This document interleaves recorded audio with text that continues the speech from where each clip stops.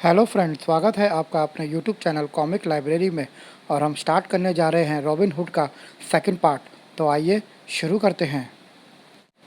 उफ, robin hood तो निकल गया, लेकिन मुझको बुरी तरह से फंसाने के बाद गया है।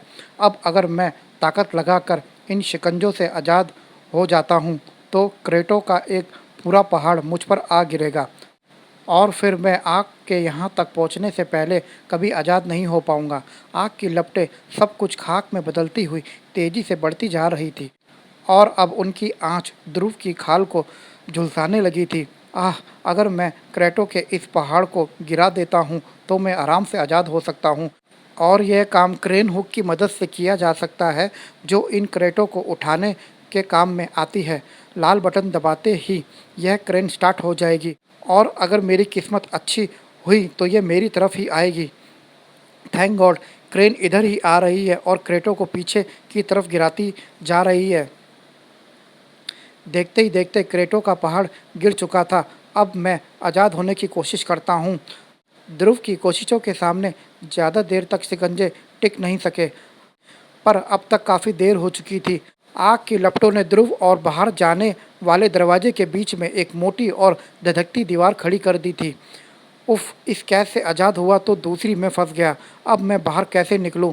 अब क्रेटो में धमाके भी होने लगे हैं। न जाने इसमें क्या भरा हुआ है। आग की इस दीवार को जल्द से जल्द पार ही करना होगा, पर कैसे? जितनी भी जल्दी करूं, ये लपटें तो फिर भी मुझे झुलसा ही देंगी। ओह, लोहे के गार्डर भी गलकर गिरने लगे हैं।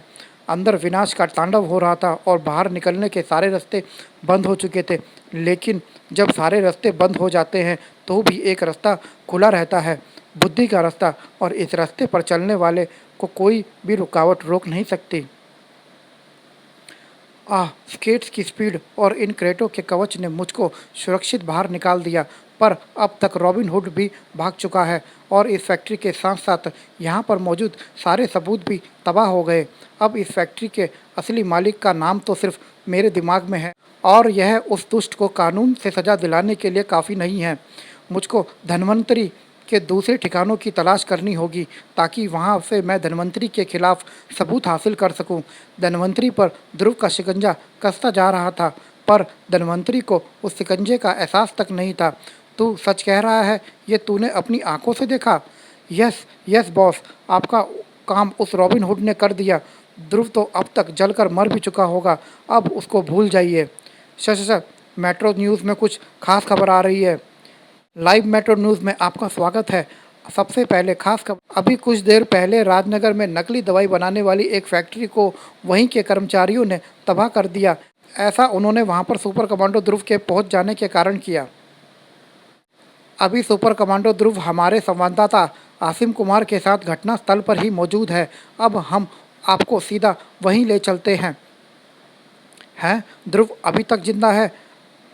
इसकी किस्मत तेज है, वरना रॉबिन हुड ने तो उसको मार ही डाला था। भारतीय चैनल के मेट्रो न्यूज़ में आपका स्वागत है ध्रुव। क्या आप बताएंगे कि ये पूरा हादसा कैसे हुआ? इस फैक्ट्री में नकली दवाई बनती थी। मैं इसी के सबूत लेने के लिए फैक्ट्री में गया था, पर मुझको रोकने की मंशा से इस फैक्ट्री के नकली मालिक ने इस फैक्ट्री में आग लगाकर सब कुछ तबाह करा दिया। नकली मालिक यानी इस फैक्ट्री का असली मालिक कोई और है? कौन है वह? मैं उसका नाम तो जान गया हूँ, पर इससे ज़्यादा पक्के सबूत मिलने से पहले कुछ नहीं कहूँगा। नमस्कार। उफ, ध्रुव ने मेरा नाम जान लिया है। अब देर सवेर वह मुझ तक पहुँच ही जाएगा। तुम मुझसे मिलना बंद कर दो सूद, क्योंकि ध्रुव तुम दोनों को पहचान चुका है। ये लो पैसे पकड़ो और यह शहर तुरंत छोड़ दो। ये दोनों तो गए बॉस। अब अगर आपके पास ध्रुव के लिए कोई दवाई नहीं है तो समझो कि आप भी गए। अगर उसको हमारी एक फैक्ट्री के बारे में पता है तो बाकी फैक्ट्री के बारे में भी ज़रूर पता होगा। आप कहे तो सारी फैक्ट्रियों को मामला ठंडा होने तक बंद करवा दूं, क्योंकि हमारी हर फैक्ट्री में नकली मिलावटी काम तो होता ही है। नहीं, ऐसे तो अगर ध्रुव को हमारी फैक्ट्री के बारे में पता भी नहीं होगा तब भी पता चल जाएगा। सिर्फ वहाँ से मुझसे संबंधित सबूतों को हटा लो। बस मुझको एक बात समझ में नहीं आ रही कि ध्रुव ने टीवी वालों से बातचीत करते हुए रॉबिन हुड का जिक्र क्यों नहीं किया? क्यों नहीं किया बॉस? ये तो पता नहीं, लेकिन ये हमारे फ़ायदे की बात हो सकती है। तुम रॉबिन हुड तक हमारी फैक्ट्री का पता पहुंचा दो, और यह भी बता दो कि वहां पर अमीरों ने गरीबों का खून चूस चूस कर लाखों रुपये इकट्ठा करके रखा है। इससे क्या होगा बॉस, सिर्फ घाटा होगा। अभी कम घाटा हुआ है जो आप और घाटा कराना चाहते हैं।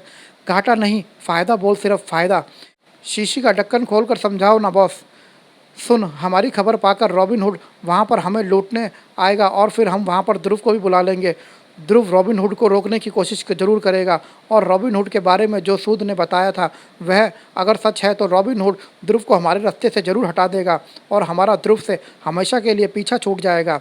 ध्रुव को मारेगा रॉबिनहुड और खुद मरेगा पुलिस के हाथों, क्योंकि हम पुलिस को भी वहाँ पर बुला लेंगे। यह स्कीम तो अच्छी है बॉस, बस एक दिक्कत है, रॉबिनहुड तक मैं खबर पहुंचाऊंगा कैसे? दिमाग लगा, सोच की गोली खा, सिर्फ सोच की। रॉबिनहुड इतनी सारी फैक्ट्रियों में हमारी फैक्ट्री में ही क्यों आया? उसको कैसे पता चला कि हमारी फैक्ट्री में कैश भरा पड़ा है? उस फैक्ट्री के कर्मचारी या मजदूरों में से कोई रॉबिनहुड से मिला हुआ है। बिल्कुल सही, उस फैक्ट्री के अधिकतर मजदूर वो विस्थापित तिब्बती हैं जो फैक्ट्री के आसपास की तिब्बती कॉलोनी में रहते हैं। वहीं जा और खबर उड़ा दे। अरे वाह, जरा सा अफवाह का बाम और ध्रुव के सिरदर्द में ज़िंदगी भर का आराम। मैं चला ध्रुव का इलाज शुरू करने बॉस। ध्रुव के दिमाग में भी उथल पुथल चल रही थी। पता नहीं मैं रॉबिनहुड की बात को छुपाकर सही कर रहा हूँ या नहीं, लेकिन उसकी बातों से मुझे ऐसा लगा वह ऐसा आपराधिक कार्य गरीबों की भलाई के लिए कर रहा है। यह उसका पहला अपराध है। अगर वह गिरफ्तार होकर जेल चला गया तो पक्का अपराधी बन जाएगा। मुझे उसको ऐसा करने से रोकना होगा और ऐसा करने के लिए पहले मुझको उसको ढूंढना ज़रूरी है। लेकिन यह पता कैसे चलेगा कि रॉबिनहुड है कौन और वो मिलेगा कहाँ पर? ध्रुव को यह पता नहीं था, लेकिन उसके दूसरे सवाल का जवाब था।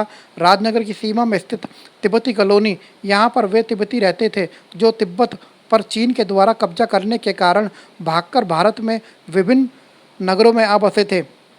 अपनी ज़मीन से कट जाने के कारण इनकी जीविका के साधन छिन गए थे और ये गरीबी की ज़िंदगी बिताने के लिए मजबूर हो गए। इनकी ये गरीबी औरों तक की आंखों को गीला कर सकती है। फिर सोचिए तो जरा कि इनके अपनों के दिलों पे क्या बीतती होगी। अपने आप को संभालो लिंगदो, मैं जानता हूँ कि तुम पर हम पर क्या बीत रही है, पर सोचने से कुछ नहीं होगा। तुमने अपनी तरफ से पूरी कोशिश की है। कोशिश तो आपने भी की थी कोच डोंग। आपने मुझको तीरंदाजी के एक एक गुर सिखाए, पर हुआ क्या? मैंने वर्ल्ड आर्चरी मीट के लिए हिंदुस्तान की तरफ से क्वालिफाई भी कर लिया। ट्रेनिंग कैंप में जाकर मेरा एक भी निशाना नहीं चुका, लेकिन फिर भी मैं वर्ल्ड आर्चरी मीट के लिए जेनेवा नहीं जा सकता क्योंकि मेरे पास पासपोर्ट में वीज़ा लगाने तक की फ़ीस के पैसे नहीं हैं। गरीब इस दुनिया में कुछ भी नहीं कर सकता कोच। ये तो किस्मत का खेल है लिंगदो। तुम अपने दुख से दुखी हो तो अपने चारों तरफ देखो। ये हमारे कॉलोनी के लोग जो कल तक दवाई की फैक्ट्री में काम करके अपना गुजारा कर रहे थे, अब भूखे मरेंगे क्योंकि फैक्ट्री को आग की लपटों ने राख में बदल दिया। तुम देख लेना, जिसने भी ये किया है बुद्ध उसको कभी माफ़ नहीं करेगा, दंड देगा उसको। पर हाँ, कल रात तुम कहाँ थे? मुझको पता चला कि कल रात तुम घर नहीं आए। हाँ कोच, कल रात भर मैं यही सोच रहा था कि अमीर अमीर क्यों है और गरीब गरीब क्यों है, और ऐसा क्या किया जा सकता है जिससे गरीब और गरीब ना होते जाएं और अमीर और पैसे वाले ना बनते जाएं। दोनों में समानता लाने का एक फार्मूला निकाल रहा था मैं। कैसा फार्मूला? अरे हाँ, जानते हो कल दवाई की फैक्ट्री में तुम्हारे जैसा ही सोच रखने वाला एक शख्स था। रॉबिनहुड नाम रखा था उसने अपना। मुझको फैक्ट्री में काम करने वालों ने बताया है। क्या हुआ बाबा? अरे क्या हुआ, रोज़ तो आधा पेट ही खाता था, अब फैक्ट्री बंद होने के कारण वह भी बंद हो गया। कमजोरी के कारण चक्कर खाकर गिर गया। आज बाबा गिरा है, कल हम सब भी ऐसे ही गिरेंगे। अरे सुनो, अभी अभी खबर मिली है, हम यहाँ पर भूख से मर रहे हैं और यहीं पास के एक अनाज फैक्ट्री से 2 नंबर के गेहूं को ब्लैक मार्केट में बेचा जा रहा है। खबर है कि गेहूं से भरे कई ट्रक आधे घंटे में फैक्ट्री से निकलेंगे। हमें तुरंत पुलिस को खबर कर देनी चाहिए। नहीं, उस अनाज पर हमारा भी हक है। उसे हम जैसे गरीबों का हक मारकर ही इकट्ठा किया गया है। वह अनाज हम जैसे गरीबों में बटेगा। मैं जा रहा हूँ उस फैक्ट्री के मालिक से बात करने के लिए। रुक जाओ लिंगदो, जोश में आकर कानून को अपने हाथ में मत लो। लिंगदो पर सिर्फ कोच की ही नज़र नहीं थी, बल्कि किसी और की भी नज़र गड़ी हुई थी। यही है जिसकी मुझे तलाश थी और अब इसको मुझे दूसरा अपराध करने से रोकना होगा। इंसानियत के नाते मैंने इसके पहले अपराध को नज़रअंदाज कर दिया, पर इसके दूसरे अपराध को कानून नज़रअंदाज नहीं कर सकता। रुक जाओ लिंगदो, तुम यहाँ से आगे नहीं जा सकते। ध्रुव, तुम यहाँ पर, तुमको मेरा रास्ता रोकने की भला क्या ज़रूरत पड़ गई? क्योंकि मैं तुमको दूसरा अपराध करने से हर हाल में रोकना चाहता हूँ। वेट वेट वेट, दूसरा अपराध? और तुम मेरा नाम कैसे जानते हो? क्या चाहते हो मुझसे? ओह, तो मिस्टर लिंगदो को मेरी बात समझ में नहीं आ रही। तो मैं तुम्हारे अंदर छिपे दूसरे शख्स से बात करता हूँ, जिस शख्स का नाम है robin hood. What a shit, कौन है ये रॉबिन हुड? और तुम कैसे कह सकते हो कि मैं ही रॉबिन हुड हूँ, तुम्हारा दूसरा रूप? जैसा निशाना रॉबिन हुड के धनुष का था, वैसा निशाना कोई अंतर्राष्ट्रीय क्वालिफायर ही लगा सकता है। तुम्हारा नाम मैंने क्वालिफायर की लिस्ट में देखा है, और जब मुझको पता चला कि तुम उसी फैक्ट्री के पास की तिब्बती कॉलोनी में रहते हो, तो शक की कोई गुंजाइश ही नहीं रही। बकवास मत करो, हट जाओ मेरे रास्ते से, वरना अनाज से भरे ट्रक फैक्ट्री से निकल जाएंगे। मुझको वह अनाज हर कीमत पर अपने गरीब भाइयों के पेट तक पहुंचाना है। उफ, वही फुर्ती! एक पल में धनुष तान कर बाण भी चला दिया, और वो भी सीधा निशाने पर। धनुष एक खतरनाक हथियार है, लेकिन इसकी कमजोरी होती है, और वह है डोरी। यह गई तुम्हारी डोरी, ठाएं कट।